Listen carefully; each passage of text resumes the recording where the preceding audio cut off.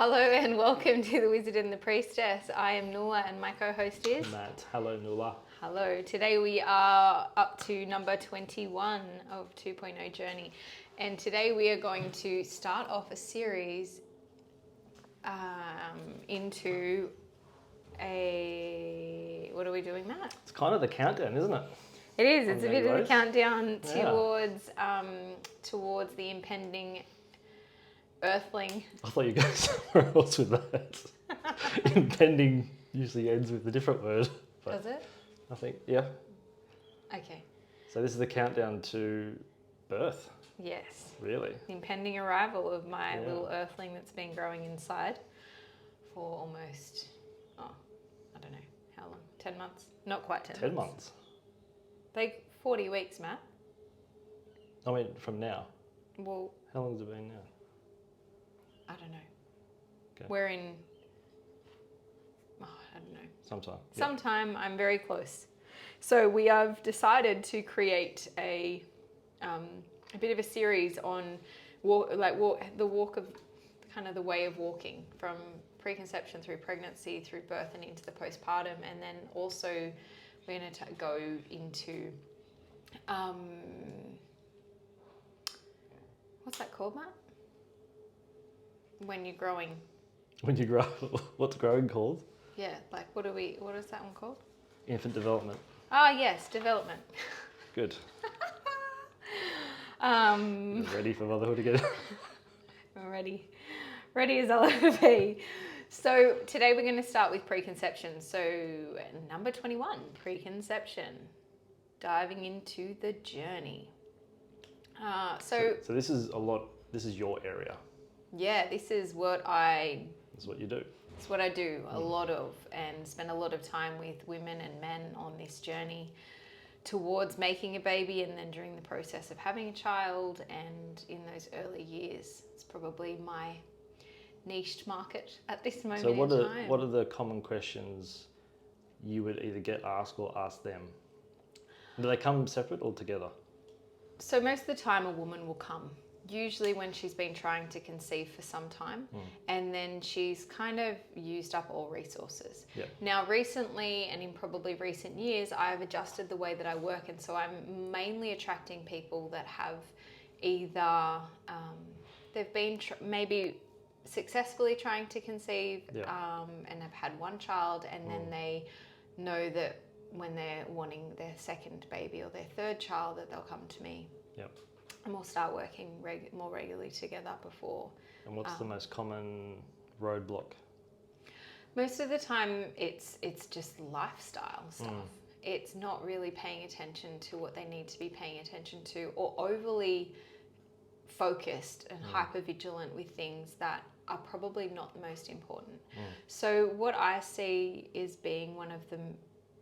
There's few things. First layer is the understanding if you've never fallen pregnant before, or if you haven't even delved into the realms of pregnancy or preconception.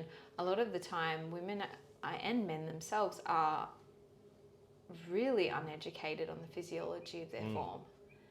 And we've spent probably the greater part of their lives avoiding pregnancy. So you've created this energetic void from top to bottom where there's like a cut off. And so a woman would, in order to be able to have sex with her partner without conceiving, there's, we've talked about the pill previously on here, and, we're going to block the cycle so that there's no chance of that occurring. For a man, there's very, very little information. And for a woman also, it's mainly in terms of sex education, what you learn in high school or even primary school now, where I think they've started something in primary school, or at least I remember something in year 6 about banana. I feel like that happened in year 6. Banana? Putting the condom onto the banana? I didn't go to that school. Yeah, well, Right. Laguna Street reference. Wow. No, but I feel like there was something about that in right. in that very, just at the very end of year 6 there was something about, and it was more about like that preparation in terms of like as hormones are changing and shifting, we didn't really get an insight into actually what's actually happening. And so that's what I find a lot of the time is I'm educating women and men about what that actually means. Yeah. and how a lot of women don't actually understand when they ovulate. They don't know that you can only really conceive for like probably 24 hours, potentially 48, and A month. 72 max a month. And so that's like a huge thing to learn the basics of your cycle. Then we've got to learn. But how many patients do you know that come in that they don't know when their cycle is, but have to use an app? What do you think about the app? Obviously, I don't really like predictor apps. Anything that is predicting your life is not real, and it is not connected or correlative to you. However, there's something in an app that I've softened with over time, because I just recommend that my patients turn off the predictor. So you're the only one inputting data. So any data that's coming back is yours that you've put into it, and so that when we look at it, there's no, because often women will come and say, oh, I'm 2 days late from my period, but I've got a negative pregnancy test. I'm like, well, you're not 2 days late to anything. This prediction is just predicting based upon what the input data you've put in previously. And if you've decided that I've got a 28-day cycle because in my head I think I get a period every month, and now I'm actually specifically tracking it, we might be seeing something completely different. I don't really mind apps. I quite like specific ones that allow you to track your basal body temperature, allow you to track your cervical mucus, allow you to track and understand how much bleed you're having, what sensations you're feeling. All of those things, I really utilize a lot of it.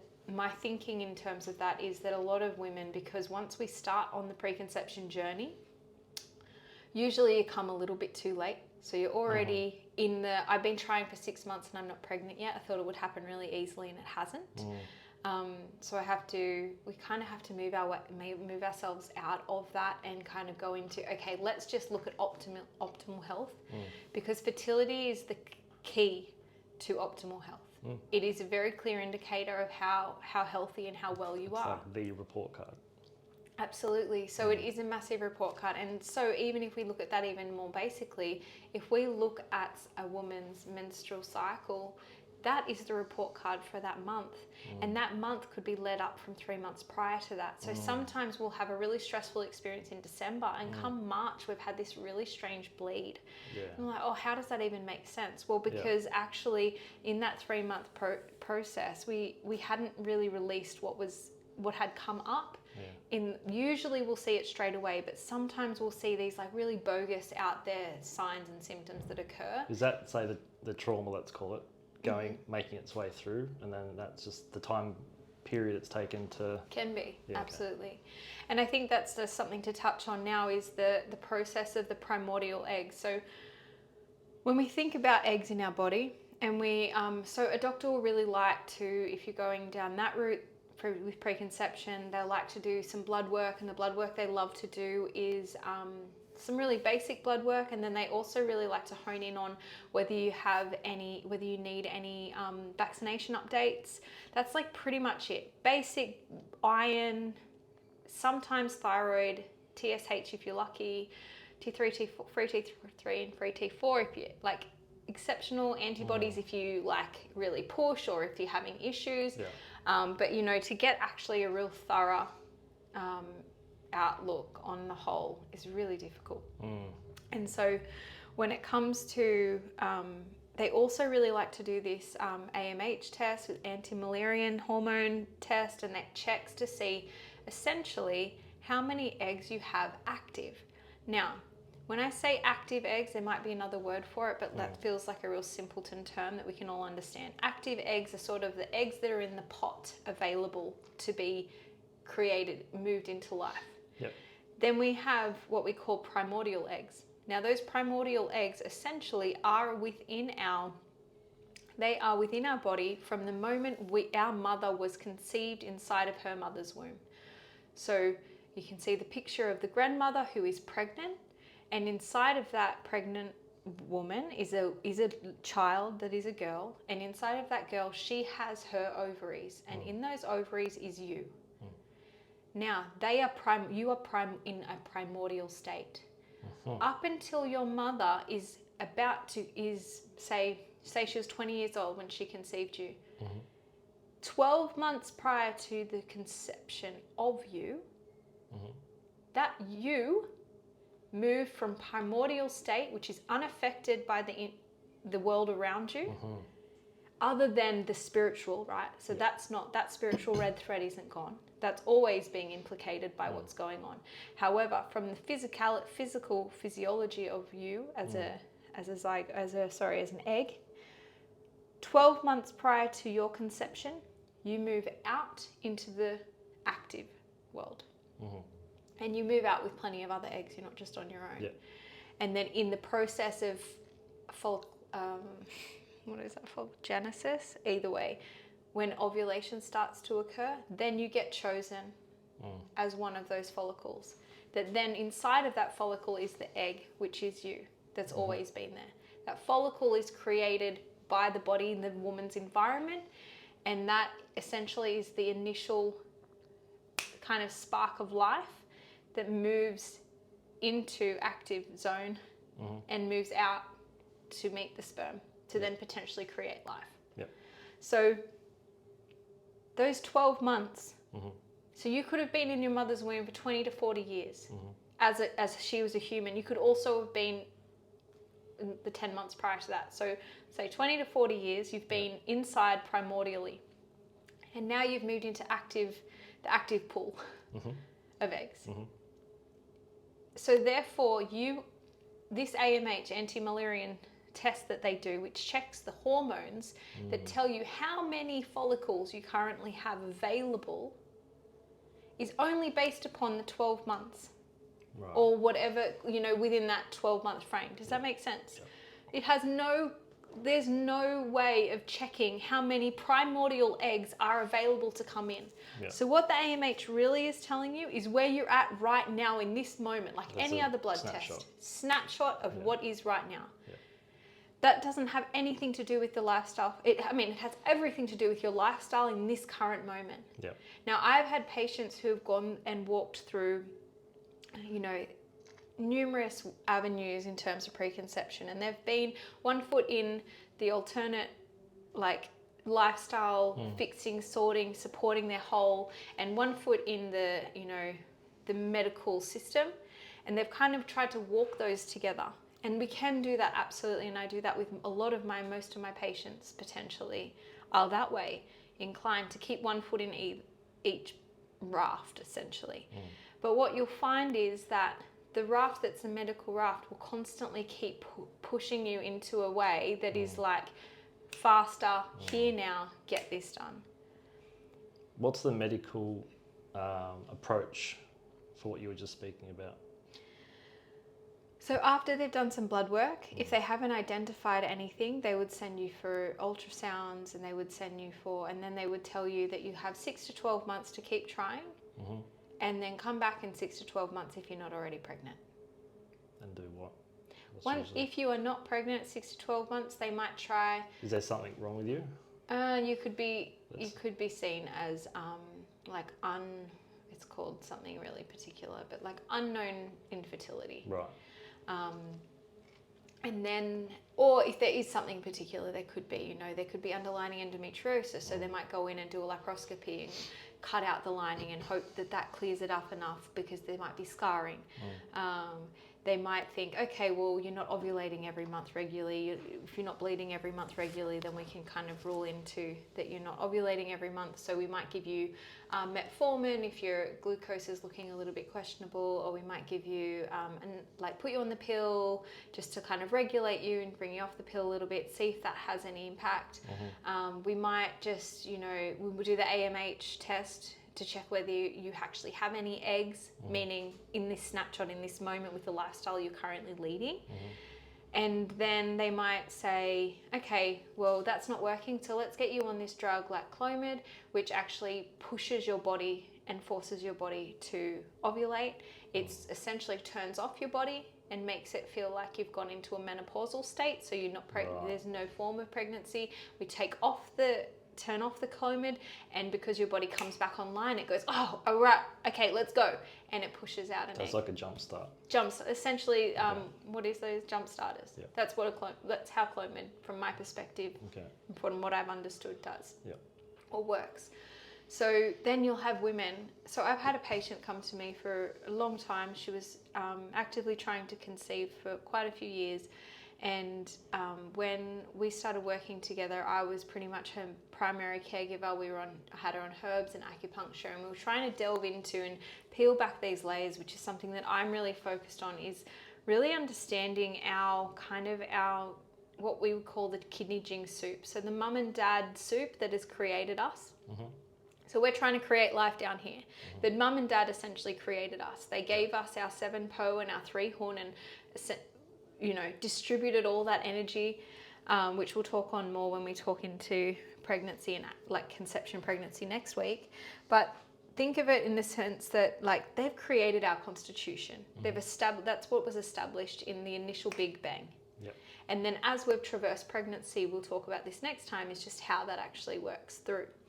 Now, when we think about that, we have to understand that that was our baseline. And so wherever we base started, then we have our lifestyle added into that, and then we have all those layers on top. Then we have our womb trauma, we have our physical, mental, emotional, spiritual trauma that we've brought, we have our soul's contract, we have all of these pieces coming together. And then now we want to have a baby, we want it tomorrow. And so, for example, when I have these patients that have come to me after years and years of working together, they get to a point where they're like, I'm done now. Mm. And there's a point where I say, okay, I fully hear you and I understand. We've got to kind of peel back those layers and understand that emotionally, we're not 100%. Fertility is a really hard thing to talk about for a lot of women, because it feels really hard when you're not able to house a baby, or you want a baby and they're not coming in. It is really heartbreaking. And therefore it goes into that spiral of shame and guilt and what I could have, should have done, what I haven't done, I've started too late, all the problems that we've come along with it. However, life wants to life. And if we can create and establish a space that allows things to come towards us, we're creating the abundance of life. When we move from a place where we want something we don't have that is external and outside of us, we're actually missing the point. And I'm sort of doing a bit of a weavy-wivey road here, but I'm trying to bring it back to this patient of mine who, it was very clear she had some really deep-seated emotional stuff going on. We worked really hard to try and get to the bottom of it. We sort of didn't get to the bottom of it because the anxiety kept coming, the emotional impacts of her family, who was so loving and caring, but there was, everyone in her family seemed to have some issues. And so you can tell that there's something really deep going on that hasn't been aired and hasn't been moved through. Eventually, she went and got this AMH test done. It showed that her AMH was at about 15. For a 30-year-old, 15 is pretty solid. It means that there's plenty of follicles. It means that you've got a good set of opportunity to make a baby. So there's nothing wrong with the amount of eggs that you currently have. They then thought, okay, let's put you on Clomid. We'll do the jump starter. She was on Clomid for about 10 months. She then changed specialists, moved and adjusted, got a different specialist because she wasn't pregnant by that stage. And they were just happy to keep her on it. Of course, yeah. And she didn't really want to do IVF yet, and she was still focused on what we were doing, and she was really committed. And that was really great to see, but there was layers and layers we weren't quite getting to the bottom of, because there was other stuff. It's easier to focus on the physical than it is the metaphysical. And so there's those pieces of the puzzle that I could see that I couldn't quite help unlock, if that makes sense. And then we got her, she went and did all these new tests. They had all the tests, and they start going into natural killer cells, and they'll look inside the womb to see if there's like a heightened antibody response inside of the womb. Right. Which makes perfect sense if there's inflammation, which makes perfect sense if there's stress in the environment, which makes perfect sense if you feel stressed. So it's not like, or if you have a little bit of extra weight, it makes sense that there's going to be heightened inflammation in there, and they're going to identify that. Yeah. So there's a certain protocol that is known as the Bondi protocol that is really... The Bondi protocol? Yeah, it's by a particular guy that has kind of coined it, and then there's a few people, iterations of that, but essentially he's from Bondi. And he essentially keeps people on like prednisone, steroid, and just tries to keep and there's 2 drugs that they take the whole time throughout that. Anyway, I don't want to go in that, but essentially my patient went to a new specialist. They did the AMH test. Her AMH that was at a 15, fairly healthy for her age, had dropped to a 7 in 10 months. So they're like, oh shit, okay, we need to go for IVF now, because you're obviously getting old, and you're literally getting. She was 30, so she wasn't old at all, but it was getting. She's like, oh, you're about to jump off the cliff now, and the cliff dive, and then you go down. Your AMH will drop to 0, and you'll have nothing left. May I point out that it doesn't matter, because that's just the 12-month. You have tomorrow you'll have the next 12-month snapshot going forth. So it's the primordial eggs that they cannot count that actually tell you how fertile you are. And so it's all about getting that cycle and optimal health happening on a holistic level. Anyway, it turned out that, which I sort of knew all along, that there was a bit of a sperm issue. And not from her. No, obviously not from her. But they, if they do the sperm, is another thing. This is a really thing that I've been thinking about and working into, is just like sperm health is such an underrated thing. Well, it's massively declined since, I think, the 60s. Yeah, so in the 60s. Like, hugely declined. Yeah, in the 60s, when you would go and get your sperm tests done, they were looking for about 50 to 80%. They wanted a 50 to 80% return. If they didn't get that, they were a bit concerned. So then you would go down the route of like 50 to 60. I don't know what they were doing then, but probably Clomid was an option. And I don't know what they do for sperm health. There's not really a lot to do for a man with sperm health issues. They're just like, okay, well, what we might do is we might offer you IVF because there's a sperm issue. That's usually the route they go. They don't go anything into the actual physical forms of the man. Even though I've seen a patient go from 0.1% on his sperm test. So this is, I'm saying, in the 50s and 60s, it used to be 50 to 80% they want to see in terms of sperm. This is the overall. 50 to 80% they were happy with. Now they're happy with over 4%. That means they're happy with a 96% rubbish rate. Wow. As long as you've got 4%, all good. You're good. You're healthy. So it's a bit of an indicator that these sperm tests are definitely like... I think it's every medical test. They keep changing the definitions and what the results mean for each test. So, like we spoke about, I think in episode 4, the constipation thing. Constipation, the true definition was 12 inches of fecal material a day. Modern day is now if you go to the toilet once every 3 days, you're not constipated. Yeah, right. It's just bizarre. Yeah. And it's strange too, because it's like, well, obviously they're basing that upon people that are surviving, not thriving, because you are not thriving. And this is the thing with fertility. You need to. A great podcast they can listen to for that. Oh yeah. Hashtag episodes 2 and 3. It is such an important thing to remember that our fertility is the ultimate sign of overall health, and therefore if we really want to thrive for our future, and this is what I bang on about all the time, is like we can make a baby. Scientifically, we have the means to do it, and there are obvious reasons why we would choose to go down that kind of IVF route. There are absolutely there is space in the universe for that. What I find to be true though is there's a lot of people out there not thriving, not actually living their best life, not feeling optimal. No. And yet they're being offered these courses of action that really shouldn't be essentially the first point of call. If you're not sleeping well, pooing well, breathing well, eating well, all of the layers, good episodes early on, but it's like, if you're not doing those things, if you're not optimally in health, then why would it be so that you would all of a sudden make a baby that is going to be a healthy baby? Why would that just happen? And I know that people say, but I know so many people that are not, that are unwell, that are like, junkies, that, feeling really bad. And then they're taking so much drugs, they're not eating food, they're literally unwell people, and they can make a baby. And I remind them, but they've got love in their hearts in the moment of creation. and that sort of brings us back to, I'm not sure if I finished what I was talking about before, but hold on to the love thought. Mm-hmm. And I just want to finish off with the idea of the implications of using medical science in creating children sometimes has a more negative and brutal impact on the whole than we like to kind of acknowledge. Yeah. And that is one of the hardest things, because once you start moving more and more down that path and down that route, you are sort of being encompassed in this space that is not focused on optimal health. It is not focused on the generations to come. It is focused on giving you what you want right now. And that might be the answer sometimes.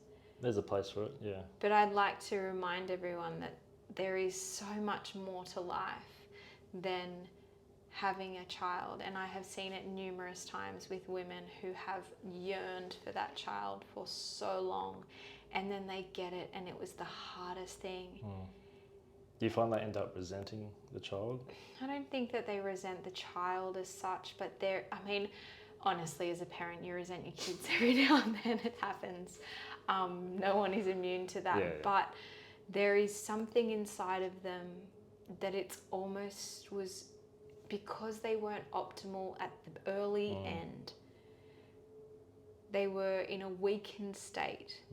They then move into this pregnancy in a weakened state. They then move into the early postpartum in a weakened state. They then move into parenthood in that weakened state. And unless they at some point click and go, okay, I've got to adjust, I've got to move here in a different way, I've got to feel into something bigger and more powerful and potent than I am right now, we sort of lose. We start to see lots of ailments, and you don't need to look too far. Kids are sick. And we've got more doctors, we've got more therapists than ever before. We are the sickest we've ever been. It makes no sense. No. It kind of does if you look at it. It absolutely makes sense. But people don't realise at the moment of conception who your mother is or was, who your father is or was, physically, mentally, emotionally, spiritually, who they were at that time imprints on the child. Yes. People don't think about that. Yeah. So I've had a lot of couples similar to you, but kind of from a different angle, where they would come to me because they want to conceive.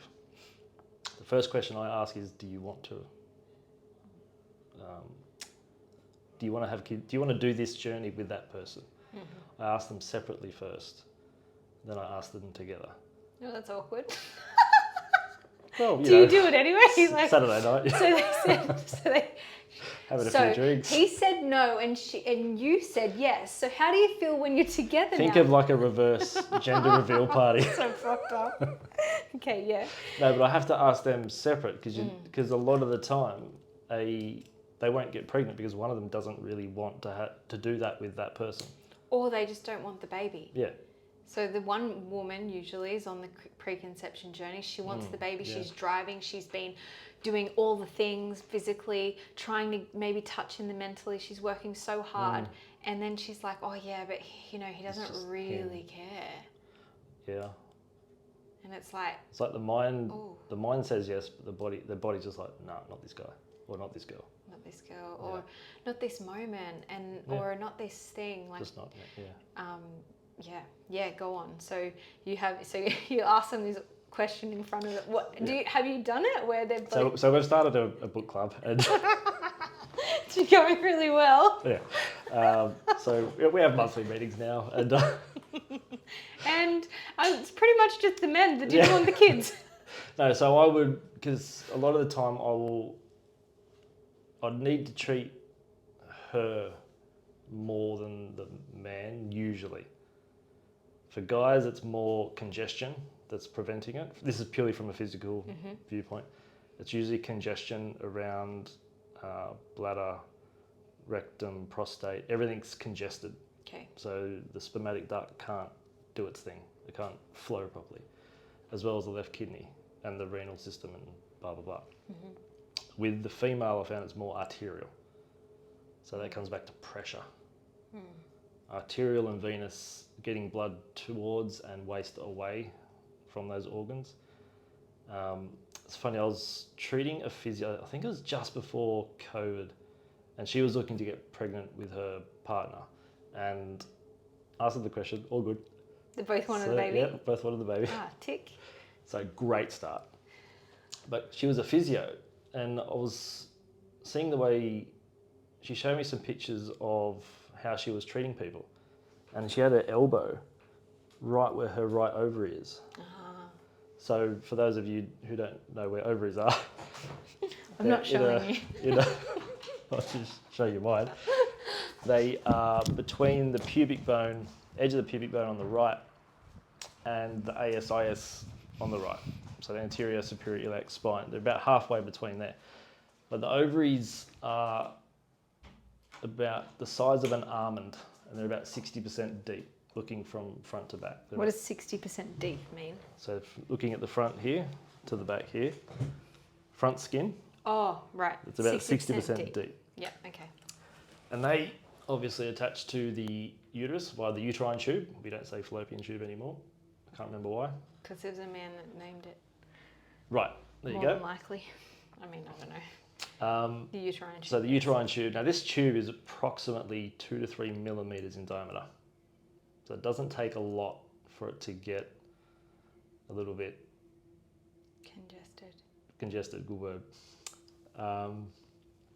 And also 60% of women have an extra ligament attaching, it's one of the iliocecal ligaments called the ligament of Clayet. And a lot of the time the right ovary can get caught up in congestion in that area. And when they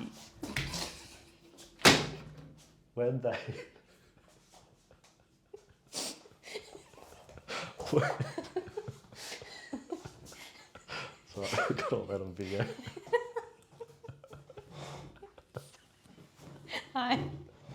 So when that extra ligament, okay. Ligament of Clayet. So a lot of women, when they cross their, which way is I think the left leg over the right, it congests that area. Oh yeah. Or if they bend down, pick things off the floor with one leg all the time, leading forward, it creates a torsion in the pelvis, which can create more congestion in that side, and that can prevent the egg from being fertilized. So we simply unwound that, and she got pregnant within about 3 months. So a lot of it is, that's the anatomy. Don't know where I was going with that. Yeah, cool. I mean, and I think Back to the love. Back to love. We'll come back to love in a second. But it is really like, there's obviously physical and physiological aspects that we need to take into consideration. What I find commonly is that we have these options. Like we have you as clinician, we have me as a clinician, we have these options to actually unwind, to kind of land into, like the way that you'd even describe the pressure or congestion, like it makes perfect sense. The pressure that is, like women essentially, my generation, obviously because Matt's generation is well beyond mine, but my generation of women, it is really... What's your generation about? I don't know. Uranus and Capricorn, 88 to 96, but the generation that we live in today, we have all the girls, we've grown up as equals to our counterparts until such time as we want a baby. Right. We have grown up, we have never, I don't know personally, I'm sure that there has been disparity in time, but I have never felt that I was not maybe given equal opportunity to work. You know, I remember being 14 and, you know, we all got jobs at wherever. Like there was never a, you know, like the simple job to get was never an issue. Now I'm not talking about the jobs when you're in the corporate realm. I have no idea about that, and I'm sure those things still exist today. But definitely in terms of getting a job as a 14-year-old, going to university, getting a good education, none of those things from my Anglo-Saxon upbringing had felt any different to my male counterparts. However, when I did reach, maternal age or age that I felt I wanted to have a child, because I had grown up with all this opportunity to have my own business, to work really hard, and I think many women in their 30s now, like even 20s now, it's, obviously now because the generation of women wanting to have children 25 to say I'm mid-30s and then 40s, right? So that whole generation of women, I would say, have grown up with this idea of being able to work, make their money, look after themselves, kind of having their own life. But what that brings with it is the pressure and the pressure of maintaining that after we've had a child. And now we live in a world where you can't economically really survive unless you have 2 full-time incomes. So per person. Yeah. So you need 2 full-time incomes per person. Yep. And so then if you're in a partnership, you literally are left alone, and the only option you have is to dip into the system to ensure that they're providing you with the care and the things that you need for your child, so that you can get back into the workforce that you've been a part of your whole life. So you really only know that. And then you're being, in the separation zone from child to mother. Anyway, we're going to go into that another time, but it's just one of those things that, like, I think we are the first generation that's actually felt that. Because, I mean, my mother's generation, she definitely didn't. She was the first to have the opportunity to work. But it wasn't as if she'd always grown up with that equal opportunity. Right. She had to some extent, absolutely. But there was always this undertone of like, oh, well, you got this thing because we never had it.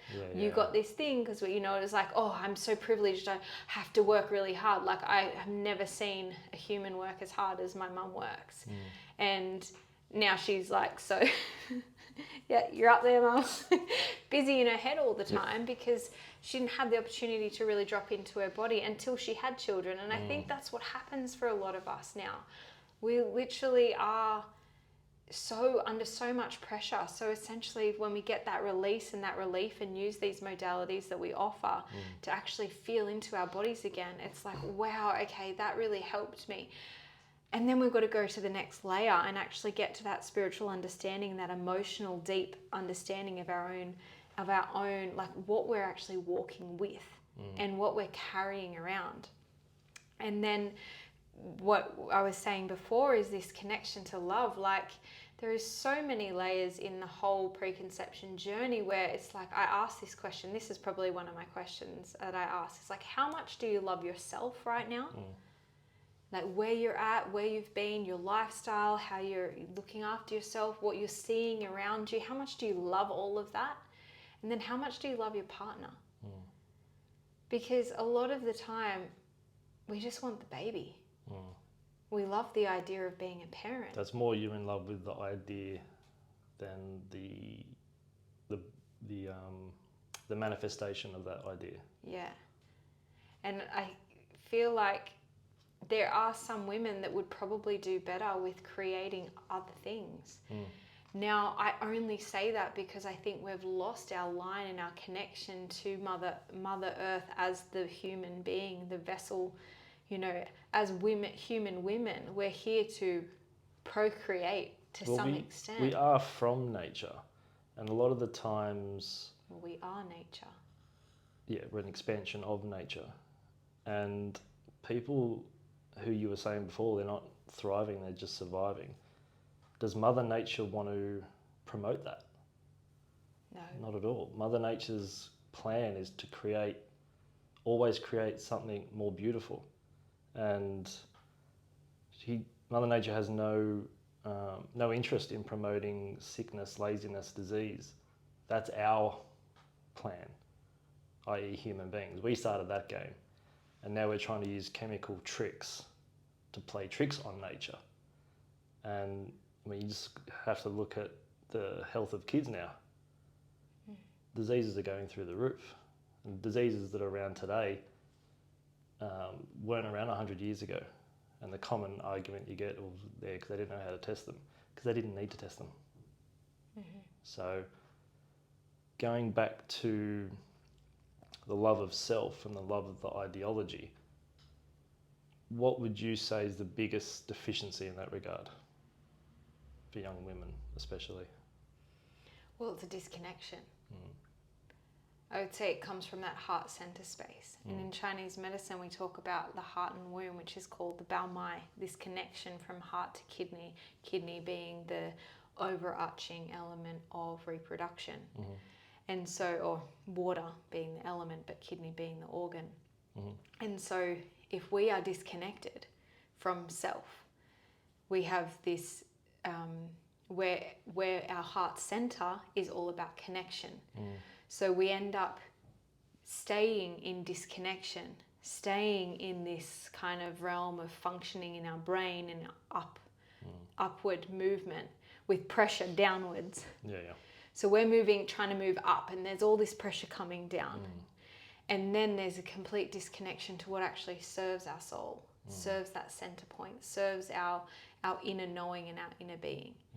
And so what ends up happening is we actually cut off. And then obviously we want to just have sex without falling pregnant. So we literally are cutting off the bao mai, that connection. So a lot of the time in the work that I do is literally just opening up that channel.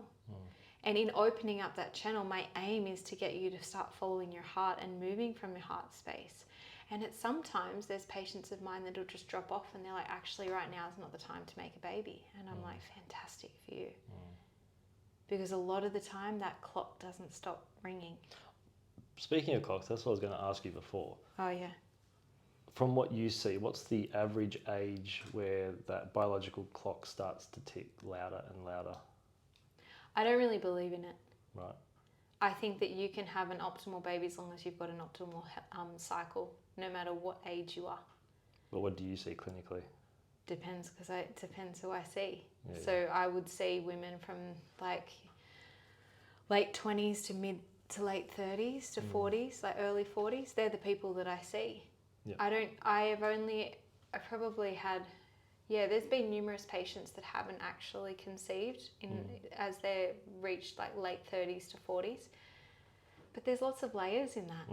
And unless we actually look at the spiritual, physical, mental, emotional, their sexual connection, their love connection to themselves, to their partner, to their lifestyle, it's big work. And this is why I'm really bang on about preconception being the pivotal moment point in time. You have 12 months from when that egg moves from primordial into active. And if you really want to create the best future generation for not only yourself as a parent, but for the child that then one day will become a parent, you really want to be focused now. You want to be focused on that 12 months before you actually want the child. Are you saying 12 months before the Conception. date of birth, or 12 months? Conception. So it's essentially 2 years. Yep. Yeah. But I mean, look at all that work you have to do. Yeah. And if you haven't looked at that one time in your whole, so many women will come to me like, oh, I just fell so easily with the first. It just happened. And then the second, like, it's so hard. It's like, oh, I really, really want this child. And it's like, oh, because you have just as much, ready, you're going to test me on this? You have just as much power to allow a baby to come in that you had to create you. Now, Matt, how much power do you have in creating you? We have ultimate power, ultimate potential. Yes. That's the yang coming into yin, isn't it? Hashtag creation. When your mother and father met, yes, and decided that they were going to create you, how much power did you have in that? Are you asking me mentally? I'm metaphysically? asking you physically. How much power? Well, in time, space, I had all the power because I was the one who chose them. Right, you chose them. And in that moment, you chose to come in. No. When are we talking? Was it Conception. At the moment of conception, you mean? At the moment of conception. At the moment of conception, the soul doesn't really go in straight away. It sort of orbit drip feeds itself. Okay. And like as the body grows, as the cells form, as it becomes a little human, it goes in more and more and more. But the soul doesn't fully let's say, attach itself To the physical. to the human until it's like a small person there. Okay. So if you've got like a really, really, really young child, the soul is still forming to that body. As in birthed baby, or okay. Yeah. Well, that's interesting. I would have a different perspective on that, but that's okay. I just don't believe that I have much control other than the soul having that thought and that vibrancy of like, this is my choice to come in. But the action comes from mum and dad. That's the physical action. Yes. Yes, that's the space-time action. Okay, so do you have any power in the space-time action, Matt, to create you? How much? Consciously, no, Nuala, while we're talking like Thank this. you. Oh, just tick for me. Tick. There you go. So, no. Well done. Well done. Thanks for joining us, ladies and gentlemen. All I'm saying is that at the end of the day, we need to allow life in. Yeah. We can't control it. We can't force it. We can't make it happen. No. All we can do is set ourselves up just like we do when we're trying to meditate. Essentially, we set ourselves up. We put ourselves in a nice corner, calm, space not going to be interrupted. We allow ourselves to sit on enough comfortable cushion. We get the incense going. We breathe really nicely. We might have the music happening, and we have give ourselves the opportunity to move towards a meditative state. We don't get to choose whether we go into that meditative state. We can allow ourselves the opportunity for that. Yeah, and that we is set ourselves up for it. The exactly best possible absolutely way. And so this is what I would say in preconception. We want to set ourselves up, selves, mother, father, in the best possible way to have the best opportunity to create thriving, beautiful, dynamic life that has the potential to create more potential, to keep creating and moving forth. Because if we create dodgy seed now, we are literally creating dodgy seed for generations to come. And it takes, on average, have you ever read Pottinger's Cats? No. Where they did an experiment with cats who were raised on raw products, raw meat, raw dairy, and then processed foods. No. And they found genetic flaws within a generation. Within one generation? One generation. And then it took 4 generations to breed it back out of that family line.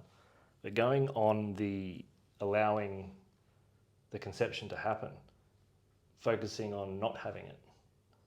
When we focus on something that we don't have, that we might think that we want, but we don't have, so we're focusing on the lack of it, we actually create a psychic block to the thing that we say we want, which puts the ultimate barrier around allowing it in the first place.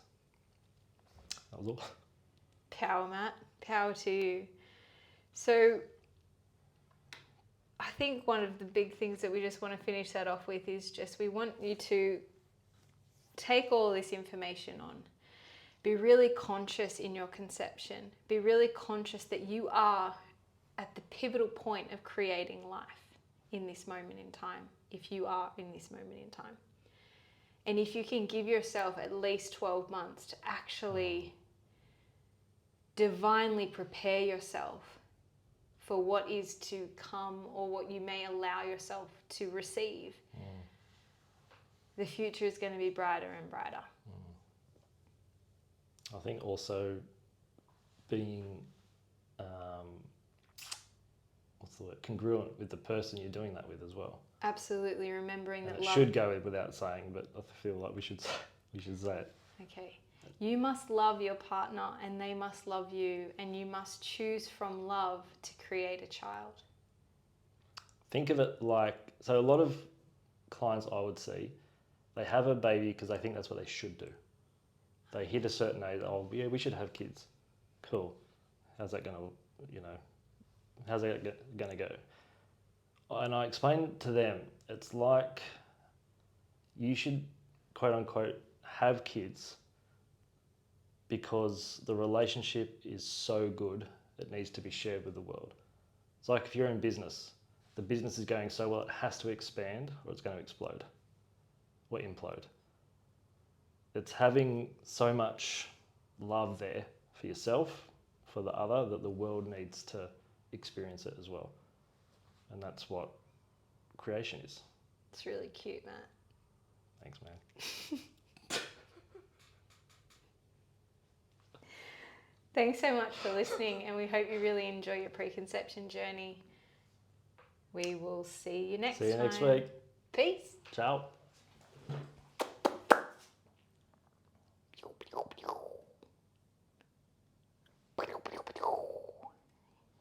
What was that? Are you going to stop Popos? She's still gone.